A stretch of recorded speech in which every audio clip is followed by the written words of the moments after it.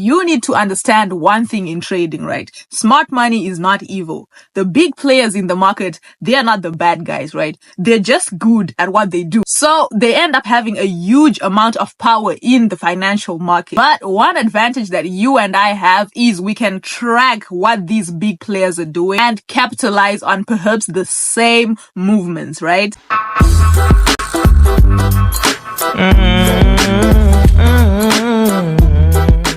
What is happening, beautiful traders? How you guys doing? I am doing absolutely lovely, and we've just had a really beautiful week last week, trading Nasdaq, and we had a really good trade on US30. Now, I don't care whether you are in my paid group, you are in my mentorship group, or you are in the free signal group. I know you had a beautiful week because we've been having, good setups back to back on all the groups. So you would have found at least one setup that you'd have capitalized on and made some money with us this week, right? So we are back again with the weekly analysis, you know what I'm saying, post NFP, and the numbers were crazy. We are going to discuss NFP and the bits and pieces of what the market was doing. But before we do all of that good stuff, if you're new to the channel, welcome. We trade Nasdaq over here.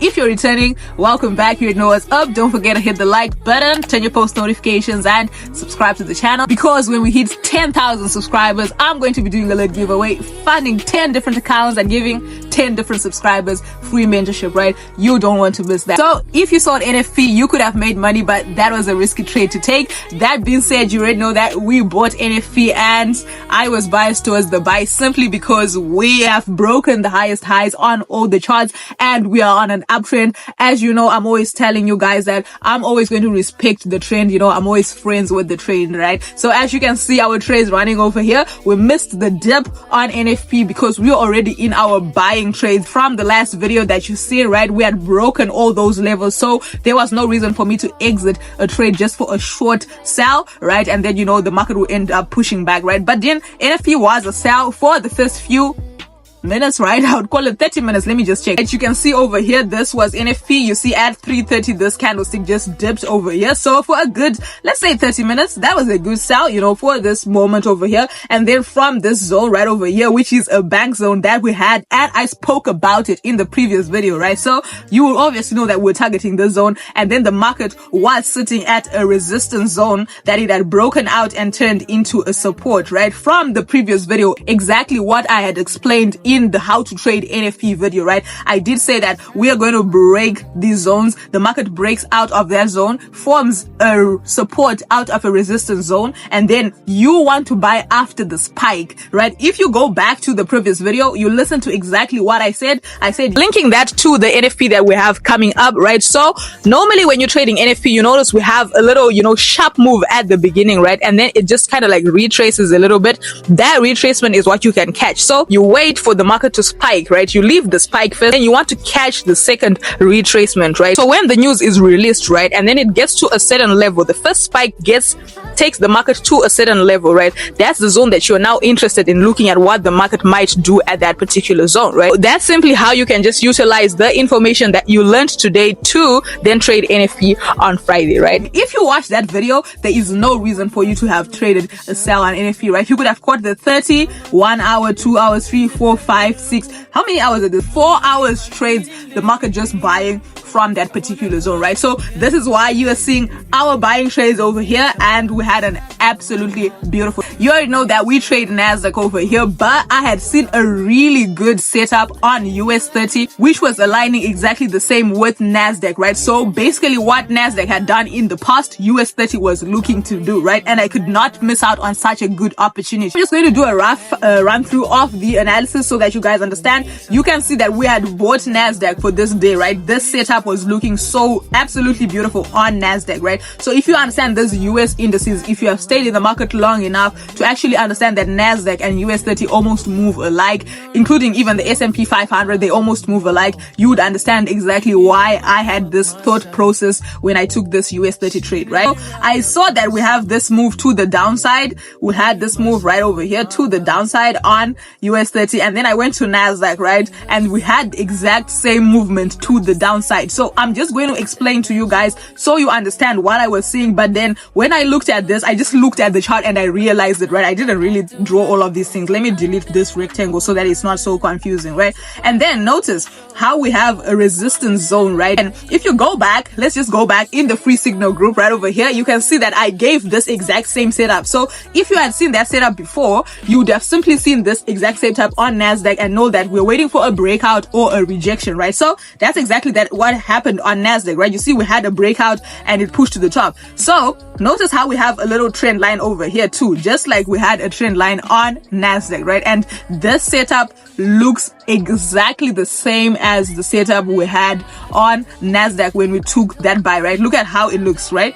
You see, we have that little triangle right over there, right? So as soon as I saw that, I knew it was breaking out and pushing to the top and then going to that resistance zone. So we obviously targeting another resistance zone also on US30, right? And then same reasons I took the trade on Nasdaq are the same reasons I'm going to take the trade on US30. Entered for the buying positions right over here, as you can see. And then I obviously did give it as a signal. In the inner circle, I gave it as a signal right over there, targeting that little institutional zone right over there. So you can see over here, the trade really then played out well, and then, for NFP, we were already in these buying positions and I had that strong setup on US30. So I didn't bother closing my trades, right? We just held the trades through for NFP2. It just retraced back to almost my entry point and then just moved again to the upside. As you can see, that's exactly what happened on US30. And then it's moved to around about this zone, which was our next resistance zone right over there. And then that was our take profit because obviously this is a bank zone,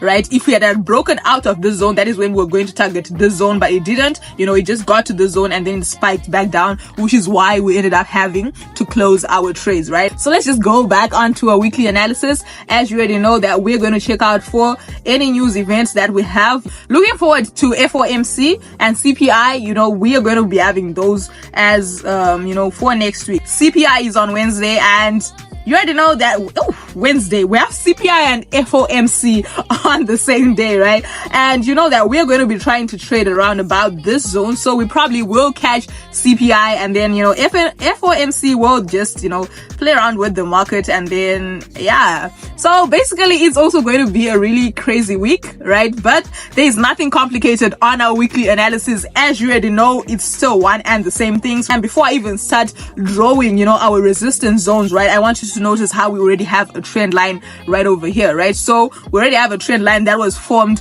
on Friday, and obviously we will now have to draw our resistance zone. This was our previous resistance zone that was broken out of when Nasdaq formed its highest highs. And I remember telling you guys when Nasdaq was around about this zone, saying that since US30 has gone to the 40,000 mark, Nasdaq will want to also do that whole figure thingy to go to 19,000, right? To like 40,000 versus 90,000, you know what I'm saying? And it did go to the top. It obviously went to form another high. It's a new week and we're still talking about the highs on Nasdaq, right? And you can see that it broke out and then we have a retest. So you already know that strategy. A break plus a retest is equal to an entry, right? So if you had seen this, you could have entered around about this position. Obviously for entries, you now go onto the lower time frame to see good price action, to see good candlesticks and enter the trade right over there. So we can see that the market rejected at this zone. So that leaves us, already knowing our bias, right? That we are on an uptrend, right? So what are we saying, right? The trend line is being respected indeed. And you see that we have a new high in the market, right? We have a new high, which is right over here. And I like how the market pushed up with a power move to the top and immediately rejected with the same power move, right? So the buyers stepped into the market and pushed it to the top, and the sellers were like not so fast and pushed it right back down, right? So you can see that we have a battle between the buyers and the sellers because the momentum is almost one and the same. We're going to take into consideration this will be our new highs, and you already know that if the market breaks the highs, right, we are not trying to look for selling positions, right? We're looking for a breakout at this zone. But the tricky thing now will be how we have this zone, right? So we're going to have two zones at this point right over here. So notice, right, how we had this zone and then the market broke out of it and it failed, right, to retest. It failed to like hold the break that it had over here. So that kind of like shows us that the sellers are kind of being stubborn in this market. And then if we go to this zone right over here,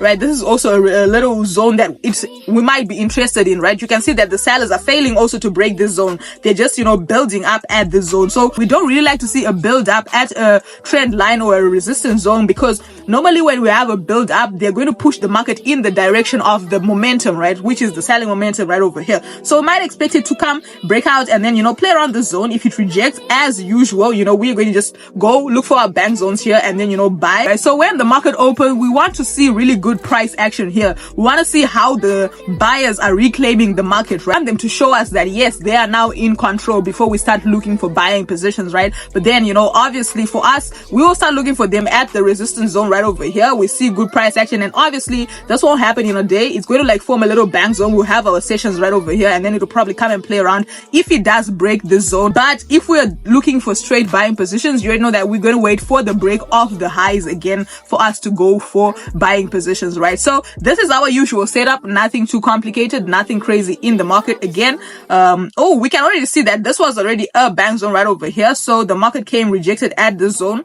So it might not even hold, right? The sellers might not even be able to push the market down, but right, we are not going to ever be biased to what we want the market to do. We're always going to let the market do what it wants to do, and we will just play along with what it's doing, right? So we're going to give the sellers room to breathe. If they are defeated and the buyers do step in, they give us good price action right over there, we're still going to take the trade, but then our good buying positions are going to be right at the top right over there.